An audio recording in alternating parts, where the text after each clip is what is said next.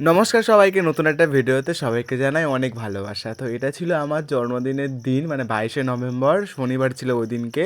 আর ওই দিনে বাংলা ইংলিশ দুটো মাস একই দিনে একই ডেট সব কিছু পড়েছিল। আর বারটাও একই বার পড়েছিল, মানে আমি শনিবার মানে হয়েছিলাম, তো সে শনিবারই পড়েছিল, ঠিক আছে। তো আমি ভীষণ খুশি ছিলাম। তো এই প্রথমবার আমার জন্মদিনে আমি মন্দিরে পুজো দিতে যাচ্ছিলাম। তো আমরা সবাই রেডি হয়ে গেছিলাম, মানে অ্যাকচুয়ালি আমরা যারা যারা একসাথে সবাই থাকি সবসময়, আমার কাছের মানুষজন, তারা সবাই মিলে গেছিলাম পূজা দিতে। তো এখানে বোন আর বৃষ্টি মানে একটু স্টাইলে মেরে পোস্ট দিল, ঠিক আছে। তো আমরা তারপরে চলে যাই সরবেরিয়া, অনেকে ঘুঘুর বোন নামে শুনবে।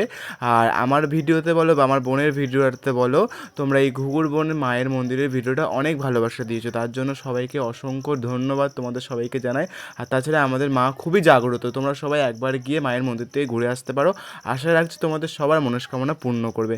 মা ভীষণই জাগ্রত, ওখানে মানত করে মা আমাকে পেয়েছে আর আমার বোনকেও পেয়েছে। আর এটা ছিল আমার বার্থডে গিফট। আমার এই বন্ধুটা আমাকে এই গিফটটা করেছিল। আমি তো ভীষণ খুশি হয়েছিলাম, ভীষণই। আমি খুব পছন্দ করি, ঠিক আছে।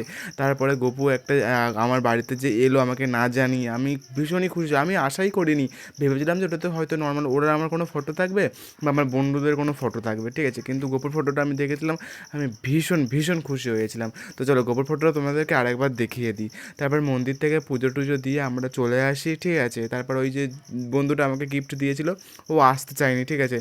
ওকে আমার বাড়িতে আনার জন্য অনেক অনেক অনেক কিছু সহ্য করতে হয়েছে আমার, মানে ফাইনালি কী সবটাই আমি ভিডিওর মধ্যে বললাম না, প্রায় প্রত্যেকটা মানুষ কেঁদেছে ওকে আনার জন্য, ঠিক আছে। তারপরে ও যদি কথা রাখার জন্য রাতে অনেক রাতে ফিরেছিল আমাদের এখানে, যে আমাদের এখান থেকে সে ঘুরে গেছে।